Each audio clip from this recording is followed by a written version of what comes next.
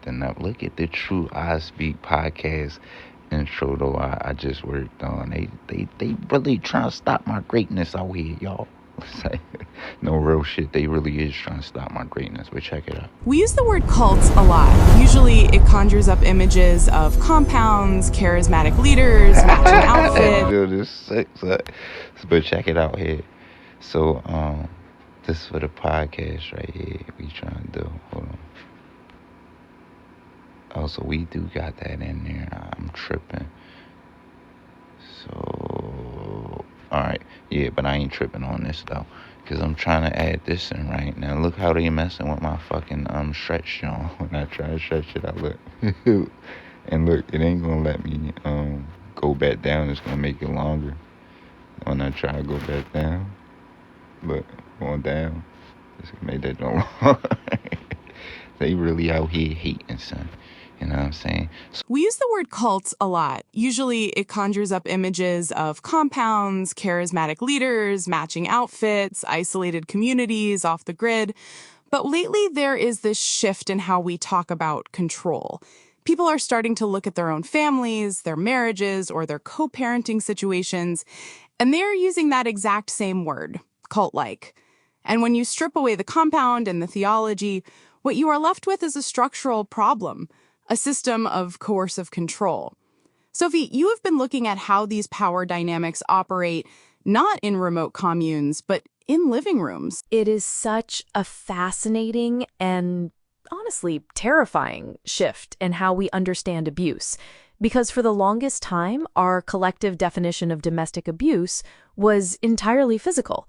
If there was no physical violence, the system and society at large basically said, well, it is just a bad relationship, work it out. But when people say cult-like in the context of a family or an intimate partner, they are pointing to a very specific, recognizable cluster of behaviors. It is coercive control. It is a repeated pattern of intimidation, degradation, monitoring, and reality distortion that gradually dismantle a person's independence. And we are finally at a point where the legal and statistical frameworks are catching up to what survivors have known for decades. In fact, if you look at the UK, they just marked a decade since the Serious Crime Act 2015 made coercive control a criminal offense. And the data we're seeing now in 2025 and 2026 is staggering. A recent report from the New South Wales Bureau of Crime Statistics and Research, covering late 2024 through the end of 2025, found that on average, a single coercive control incident involves 4 distinct controlling behaviors. 4 in one go. It is not just someone losing their temper, it is an architecture of imprisonment. That architecture is what I want to dismantle today. Because if the average incident involves 4 different tactics, we are talking about a highly sophisticated strategy of suppression.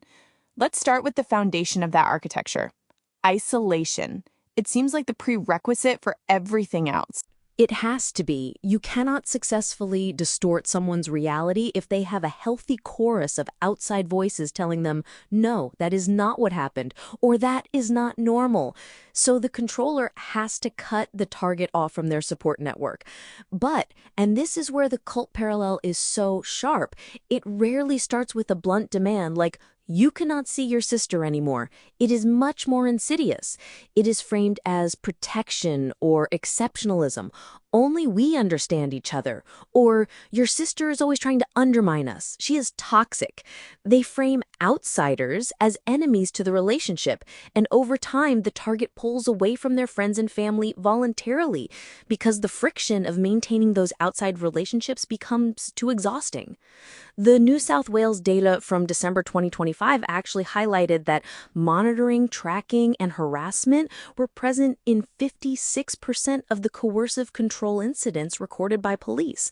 So they are not just isolating you emotionally, they are literally tracking your movements and communications to enforce that isolation. It creates a closed loop of reality.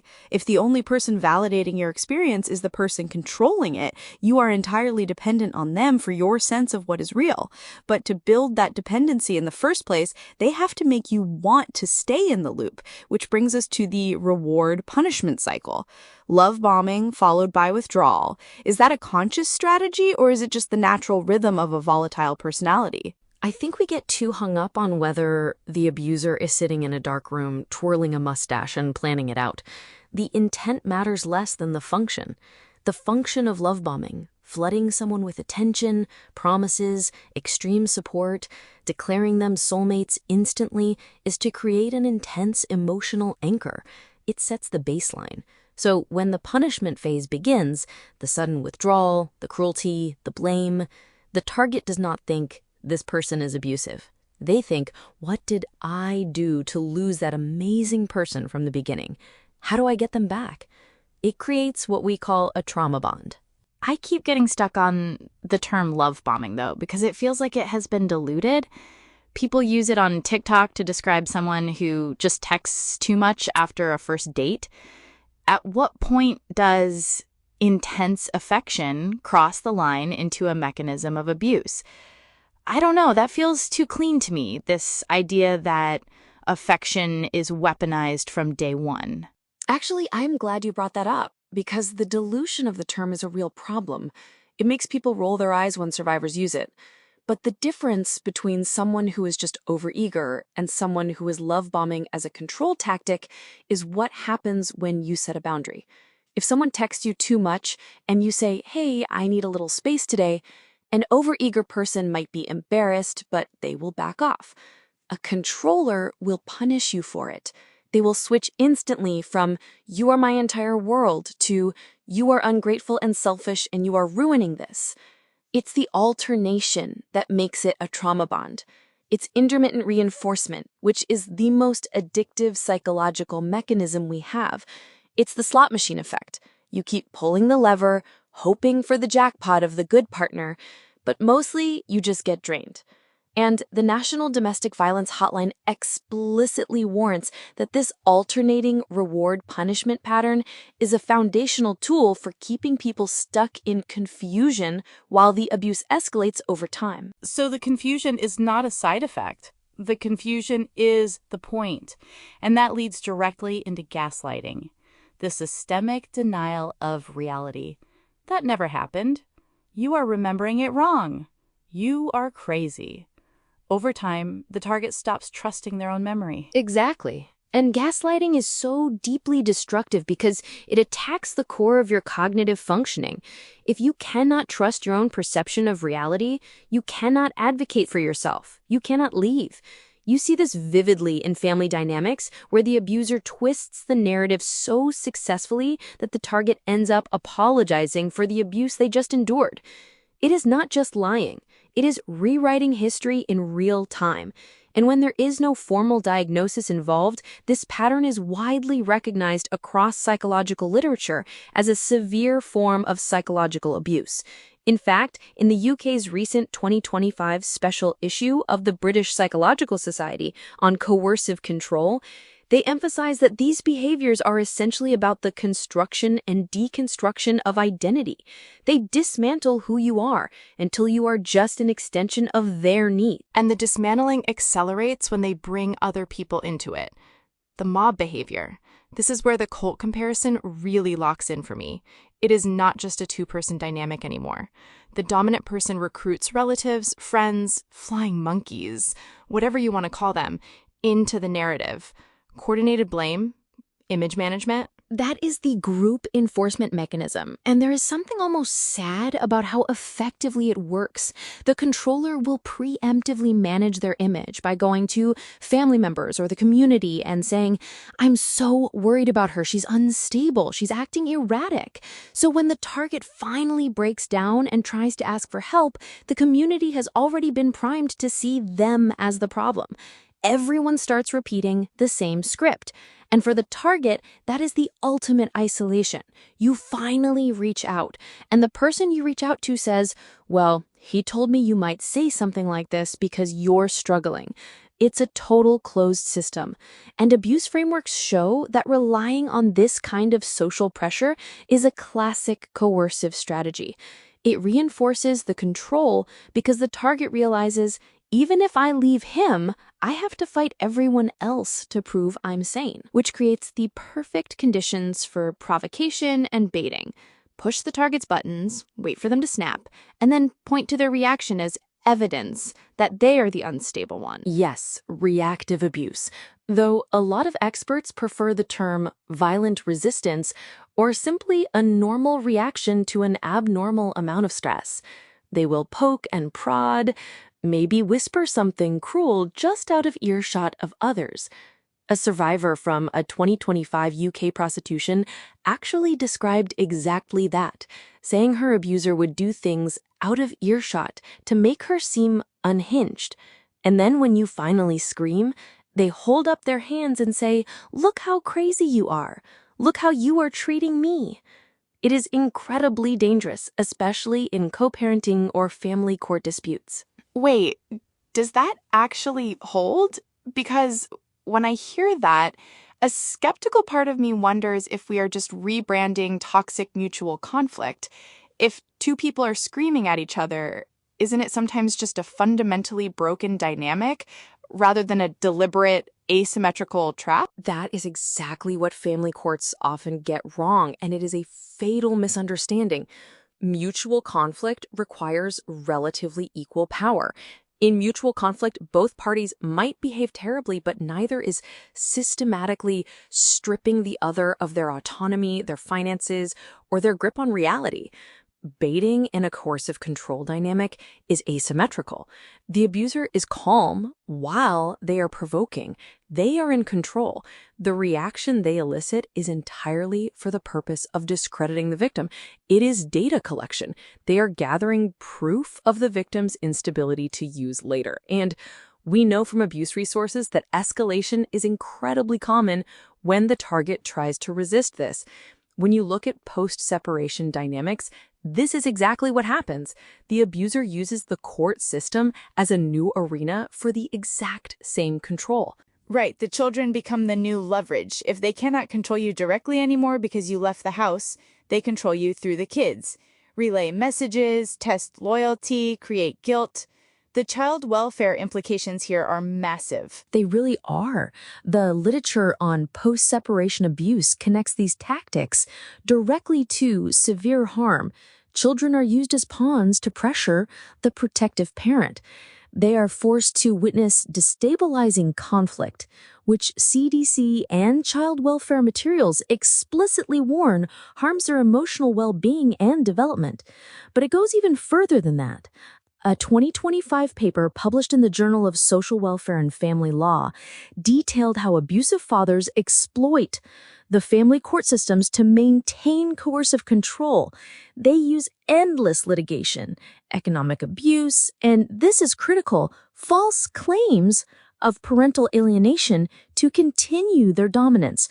The court prioritizes shared parenting and misinterprets a mother's protective actions as implacable hostility. So the abuser essentially gets the state to enforce his control. The state becomes the flying monkey. The legal system itself is weaponized. That is a structural failure of massive proportions. You are trying to escape a closed system of abuse, and you run directly into a family court system that does not recognize the abuse because there are no physical bruises. Exactly. And this is why there is such an urgent push for systemic reform right now. Survivors are being discredited and financially destroyed by repeated court applications. In the UK, a 2025 submission by the Stamping Out Post-Separation Abuse Collaboration highlighted that survivors are routinely re-traumatized and economically drained by abusers who use contact orders to maintain control. It is legal abuse. It is custody stalking, and the toll on a target is devastating. You spend massive amounts of energy trying to prove what happened, walking on eggshells, over-explaining yourself to judges and social workers who lack the training to see the pattern.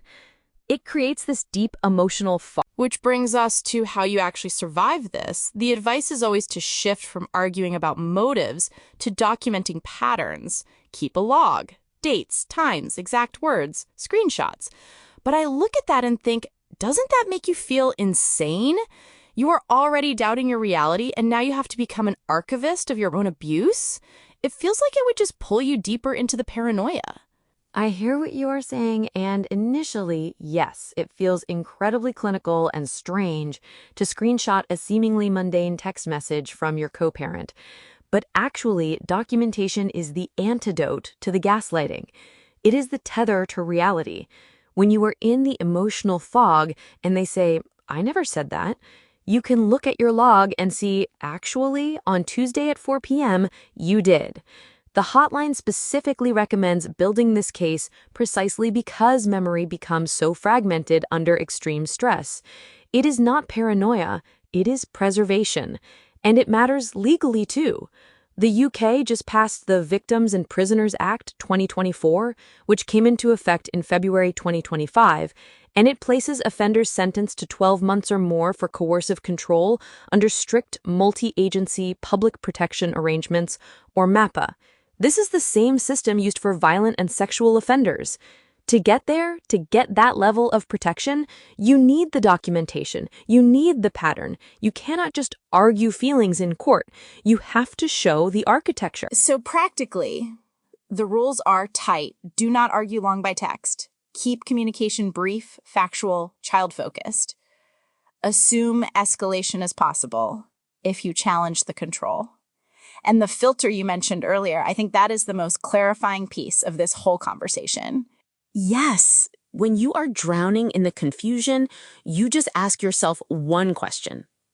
Is this behavior increasing truth, safety, and stability for me and the children? Or is it increasing confusion, fear, dependency, and control? It cuts through all the noise. It doesn't matter what their excuse is or what kind of childhood trauma they have. If the result of their action is that you feel more confused, more fearful, and more dependent on them, that is control. And knowing that allows you to stop trying to explain your inner world to someone who is committed to misunderstanding you. It pulls you out of the debate and back to the reality of the dynamic. This isn't just a bad relationship, it is a system. And once you see the system, you can start charting a way out. If you are listening to this and recognizing these patterns, the isolation, the reality distortion, the endless litigation, know that you are not imagining the structure of it. The National Domestic Violence Hotline is available 24/7 for support and safety planning. Share this with someone who might be in the fog right now. Sometimes just having the vocabulary is the first step out.